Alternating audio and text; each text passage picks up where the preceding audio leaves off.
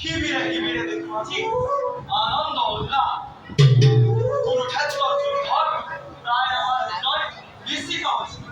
তথাপিতো দাদা কিয় দেখুৱাছো তবক উৎসাহিত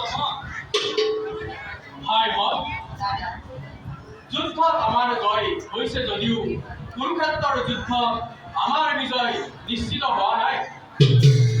দুৰ্যোধন দুঃশাসন কৰ্ণ আদিৰ দৰে মহাপ্ৰতাপীৰ এতিয়াও জীৱিত।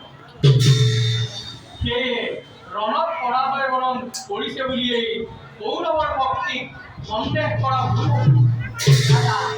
যিমানেই ডাঙৰ বীৰ হওক, যিমানেই শক্তি থাকক কৌৰৱৰ শেষ ফল আমাৰেই হ'ব। সেই ধাৰণাকে মনত লৈ ময়ো যুদ্ধৰ আহ্বান কৰিছোঁ। কিন্তু দুখ লাগে মাজে মাজে অনুতাপ হয় মনত নিজ বংশ নাশ কৰি এয়ালৈ কি কৰিছোঁ। সেয়ে মন মোৰ অতিকে চঞ্চল।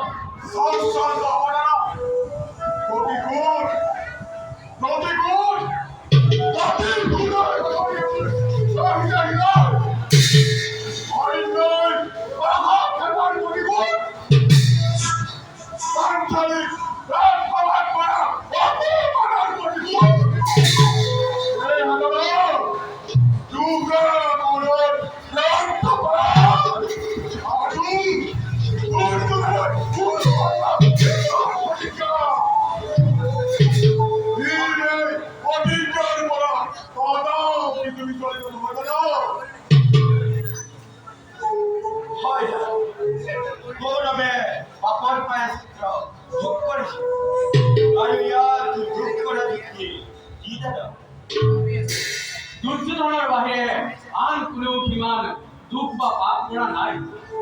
আৰু যদি কৰিছেও ৰজাৰ ধৰ্মকে নিজ ধৰ্ম বুলি প্ৰজা স্বৰূপে পালন কৰিছে।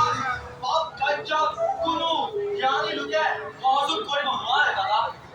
সেয়েহে দাদা অনৰ্থক চঞ্চলতা নেদেখো কাৰণ। তোমাৰ কথাটো যুক্তিযুক্ততা নথকা নহয় অৰ্জুন, কিন্তু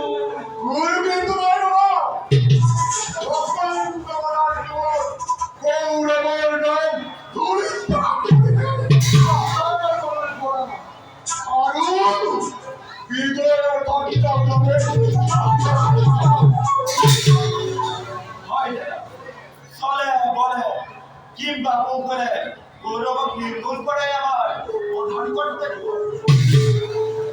কিন্তু সদা ৰাখিবা মনত কৰ্তব্যৰ তাগিদাত ধৰ্মৰ পৰা যেন কদাপিতো বিচলিত নোহোৱা কোনো। এতিয়া বলা আমি নিজ নিজ কৰ্তব্যত লওঁগৈ বিশ্ৰাম।